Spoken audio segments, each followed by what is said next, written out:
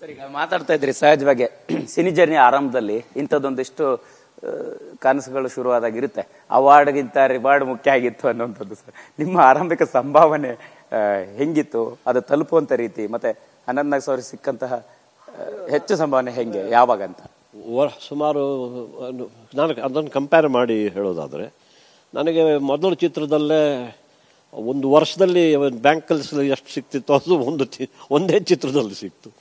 ಅದು ಡಬಲ್ ಆಯಿತು ನೆಕ್ಸ್ಟ್ ಚಿತ್ರದಲ್ಲಿ. ಹಾಗೆ ಆಗ್ತಾ ಇರ್ತಾ ನನ್ನ ಕಣ್ಣು ಒಂದು ಕಣ್ಣು ಅಲ್ಲಿತ್ತು, ಒಂದು ಕಣ್ಣಲ್ಲಿತ್ತು.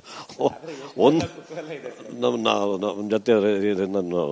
ಜೊತೆ ಅನೇಕ ಚಿತ್ರಗಳನ್ನು ನಟಿಸಿದಂಥ ನನ್ನ ಸ್ನೇಹಿತರು ಶ್ರೀನಿವಾಸ ಮೂರ್ತಿ ಅಂತ ಒಂದು ನಾಟಕದ ಹಾಡು ಹೇಳ್ತಾರೆ. ಒಂದಂಗಡಿ ಮುಚ್ಚಿತ್ತು, ಒಂದಂಗಡಿ ತೆರೆದಿತ್ತು ಅಂತ. ಆ ರೀತಿ ಒಂದು ಅವಾರ್ಡು ಇಲ್ಲ ರಿವಾರ್ಡು, ರಿವಾರ್ಡ್ ಕಡೆ ಹೆಚ್ಚು ಗಮನ ಇತ್ತು ನಂದು. ಅಲ್ಲ ಸರ್, ನಾನು ಸುಮ್ಮನೆ ಕುತೂಹಲ ಕೇಳ್ತಾ ಇದ್ದೀನಿ. ಯಾಕಂದ್ರೆ ಇಷ್ಟು ವರ್ಷದ ಜರ್ನಿಲಿ ಸಹಜ ಒಂದಿರುತ್ತೆ, ಅನಂತ್ ನಾಗ್ ಸರ್ ಫಸ್ಟ್ ತಗೊಂಡಂತ ಸಂಭಾವನೆ ಎಷ್ಟಿತ್ತು, ಸೊ ಅತಿ ಹೆಚ್ಚು ಪಡೆದಂತ ಸಂಭಾವನೆ ಎಷ್ಟಿತ್ತು, ಯಾವ ಹಂತದಲ್ಲಿ ಸಿಕ್ತು ಅನ್ನೋಂಥದ್ದು. ಯಾಕಂದ್ರೆ ಮೊದಲ ಚಿತ್ರದಲ್ಲಿ ಒಂದು ತಿಂಗಳು ಹೆಚ್ಚಂದ್ರೆ ಒಂದು ತಿಂಗಳು 15-20 ದಿವಸ ಕೆಲಸ ಆಯ್ತು. ಆ ಚಿತ್ರದಲ್ಲಿ ನನಗೆ 1,000 ರೂಪಾಯಿ ಸಿಕ್ಕಿತ್ತು. ಅಂದರೆ ಹೋಗಿ ಬರುವ ಖರ್ಚು ಕೊಟ್ಟು ಮುಂಬೈನಿಂದ ಬರ್ತಿದ್ದೆ.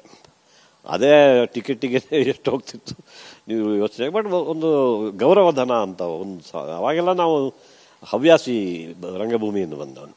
ನಂತರ ಚಲನಚಿತ್ರಕ್ಕೆ ಹಿಂದಿಯಲ್ಲಿ ಹೋದಾಗ ಮೊದಲ ಚಿತ್ರಕ್ಕೆ ಒಂದು 30 ದಿವಸದ ಕೆಲಸಕ್ಕೆ ಒಂದು 6,000 ರೂಪಾಯಿ ಸಿಕ್ತು. ಅದು ನಂತರದ ಚಿತ್ರ 10,000ಕ್ಕೆ ಇರ್ತು. ಅಲ್ಲಿಂದ 25 ಆಯಿತು. 25 ನಂತರ ನಾನೇ ಲೆಕ್ಕ ಅವ್ರಿಗೆ ಹೇಳ್ತಿದ್ದೆ, ಇಷ್ಟು ಕೊಟ್ಟರೆ ಮಾಡ್ತೀನಿ ಅಂತ. ಅಲ್ಲಿಂದ ಏರಿಸ್ಕೊಂಡು ನಾನು ಕೊಟ್ಟವರು ನನ್ನ ಉದಾರವಾದ ನಿರ್ಮಾಪಕರು. ಹೈಯೆಸ್ಟ್ ಅಂತಂದ್ರೆ ನಾನು ಡಿವೈಡ್ ಮಾಡಿ ಹೇಳ್ಬಲ್ಲೆ. ನಾನು ಇನ್ಕಮ್ ಟ್ಯಾಕ್ಸ್ ಸರಿಯಾಗಿ ಕೊಟ್ಕೊಂಡೇ ಬಂದಿದ್ದೀನಿ. ಆದರೂ ಈಗ ಅಷ್ಟು ನೆನಪಿಲ್ಲ ನೋಡಿ, ನನಗೆ 76 ಆಯ್ತು ಈಗ.